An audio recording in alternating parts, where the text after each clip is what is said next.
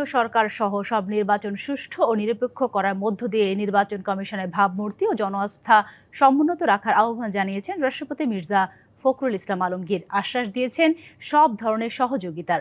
বঙ্গভবনে ইসির প্রথম সৌজন্য সাক্ষাতে নানা দিক নির্দেশনা দেন রাষ্ট্রপ্রধান। পরে ব্রিফিংয়ে প্রধান নির্বাচন কমিশনার জানান, স্থানীয় সরকার নির্বাচনের তফসিল ঘোষণা করা হতে পারে সেপ্টেম্বরে।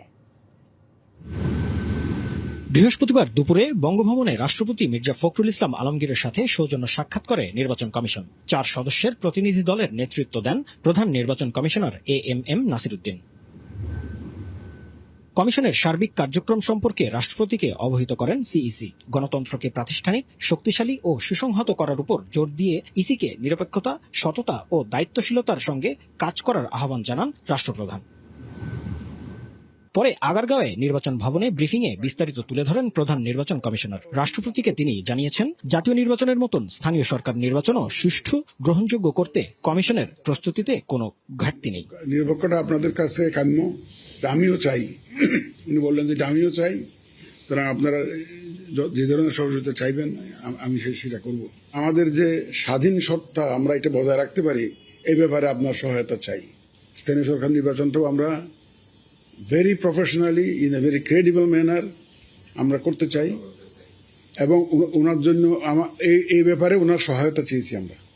তিনি জানান, সেপ্টেম্বরের মধ্যেই স্থানীয় সরকার নির্বাচনের তফসিল দিতে চায় কমিশন। কোনখানে যদি কোনো একটা ধরন আমরা যদি বিবেচনা ইচ্ছা করেও বাদ দিতে হয়, আমাদের যে সম্ভব না অ্যাকোমোডেট করা, দেখবেন যে অনেক ধরনের এখানে সমালোচনা শুরু হয়ে যাবে যে ওই স্কুলের পরীক্ষাটা চিন্তা করলো না, ওইটা করলো না, দুর্গাপূজা দেখলো না, বর্ষাকাল দেখলো না, তারপরে হয়তো নানাবিধ কথাবার্তা বলতে পারতো। আমাদের কথার তার শেষ নাই, বুঝছো না? ইন এনি কেস আমার মনে হয় আমরা এই সেপ্টেম্বরের মধ্যে একটা শিডিউল দিতে পারবো। এছাড়া ঠাকুরগাঁও 1 আসনের উপনির্বাচন আয়োজনে ইসি প্রস্তুত বলেও জানান এএমএম নাসিরউদ্দিন। স্থানীয় সরকার নির্বাচন বলেন বা উপনির্বাচন যেটা ঠাকুরগাঁও 1, আমরা কিন্তু প্রস্তুত আমাদের দিক থেকে। জাকারিয়া খান, ডিবিসি নিউজ, ঢাকা।